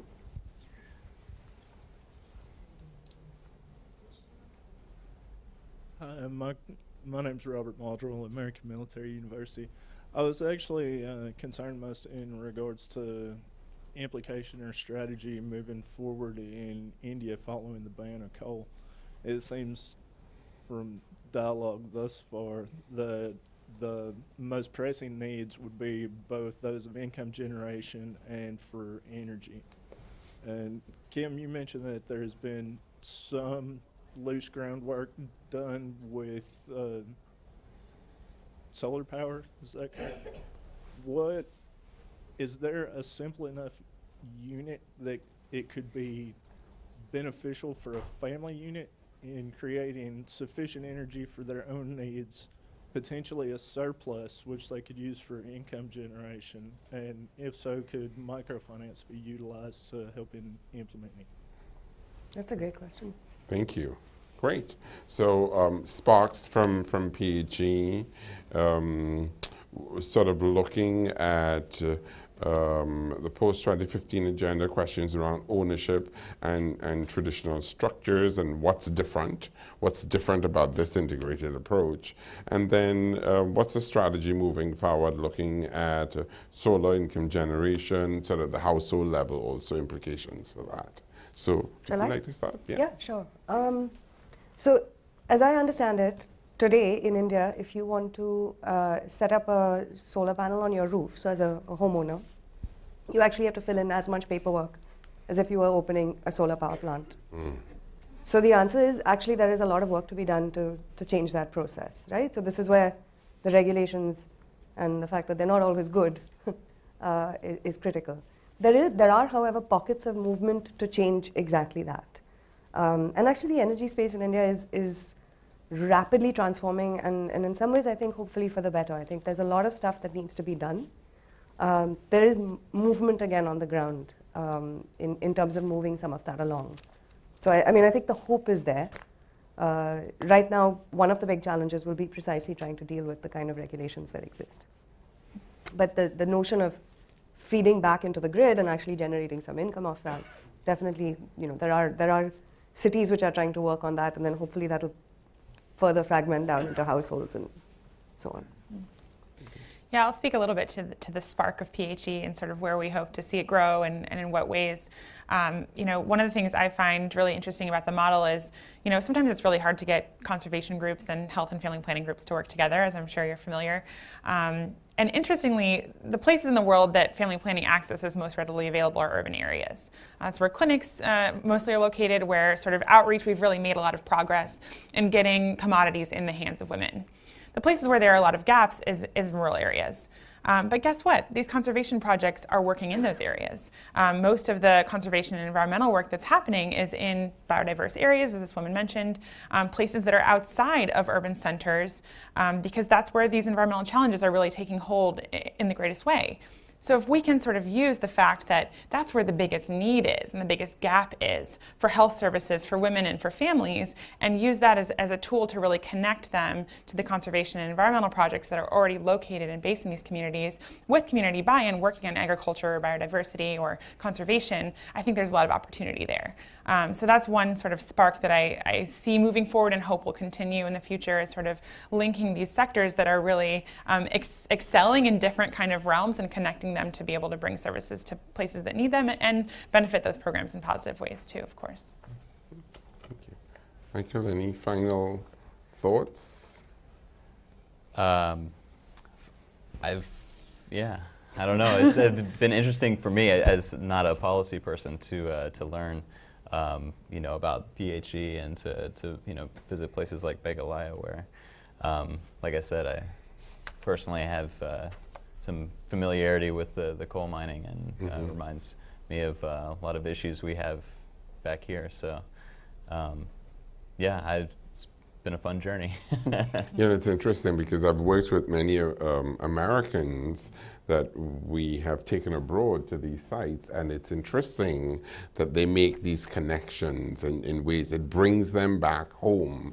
And very often they're so surprised to see the similarities and to also learn about what's working in some of these communities. And some of them had said to me, how come we can't do that in the States too? So there are opportunities for learning.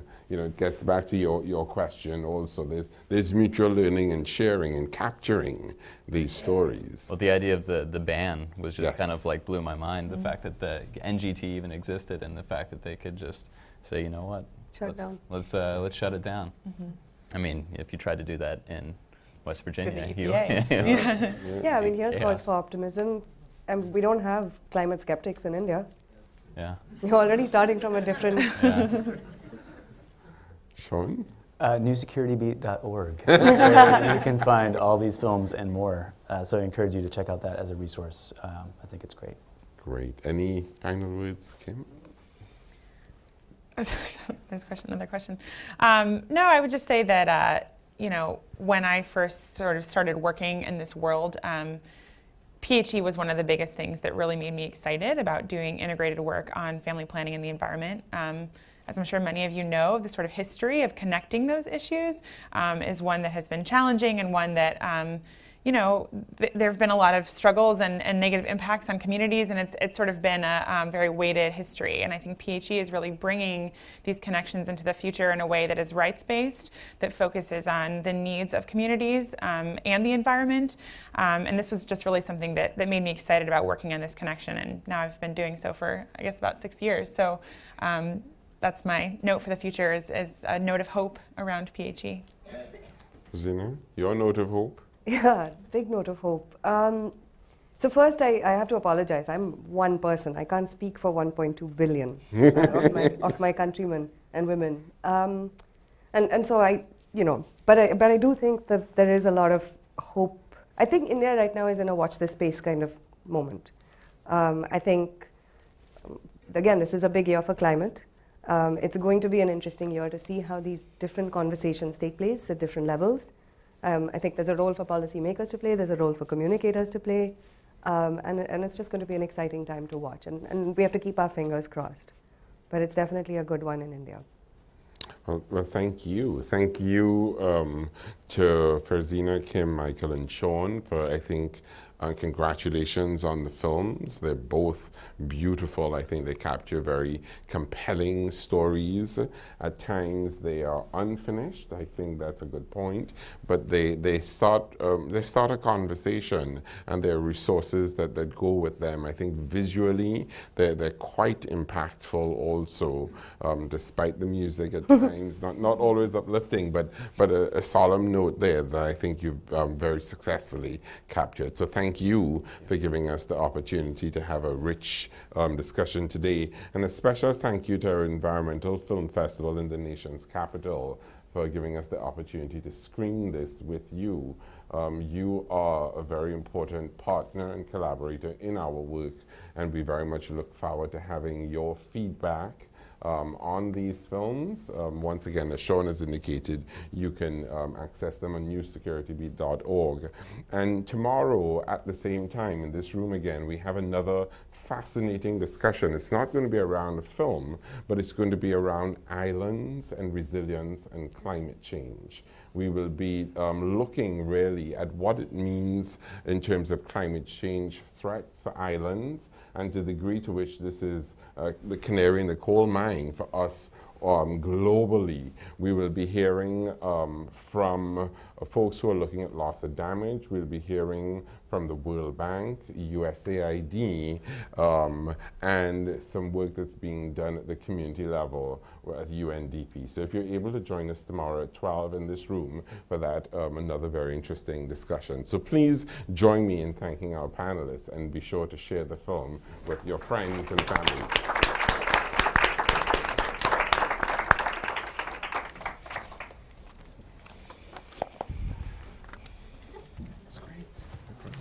I had a sweaty palm, I'm sorry. Thanks. Great, good discussion. Thanks, Roger.